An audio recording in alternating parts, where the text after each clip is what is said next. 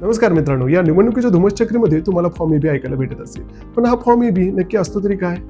तर मित्रांनो, form A B म्हणजे अधिकृत पक्ष आणि अधिकृत चिन्ह प्राप्त करण्याचा सगळ्यात मोठा दस्तावेज. म्हणजे ज्या उमेदवारास फॉर्म ए बी प्राप्त होतो तो त्या पक्षाचा अधिकृत उमेदवार असतो. म्हणजेच काय, तर त्याला त्या पक्षाचं तिकीट भेटलं असं समजा. मित्रांनो, फॉर्म ए आणि फॉर्म बी हे दोन्हीही स्वतंत्र दस्तावेज आहेत, परंतु ते संयुक्तरित्या आपण निवडणूक आयोगाकडे जमा करतो, म्हणून त्यास फॉर्म ए बी असं म्हटलं जातं. या फॉर्म ए वर कुठली माहिती असते? तर फॉर्म ए वर जो तो पक्षाचा उमेदवार आहे त्याचं नाव, त्याचा पक्ष आणि त्याच्या मतदारसंघाची माहिती असते. त्याचबरोबर पक्षाच्या अध्यक्षाची किंवा पक्षाने नेमलेल्या पदाधिकाऱ्याची स्वाक्षरी तिथं असते.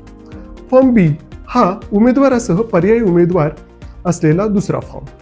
याच्यावर उमेदवाराचं तर नाव असतंच, परंतु पक्षाने सुचवलेल्या पर्यायी उमेदवाराचं नाव तिथं नोंदवलेलं असतं. म्हणजेच काय, तर मुख्य उमेदवाराचा अर्ज काही कारणास्तव बाद झाला किंवा काही कारणास्तव त्याने उमेदवारी माघार घेतली तर दुसरा उमेदवार हा ग्राह्य धरला जातो.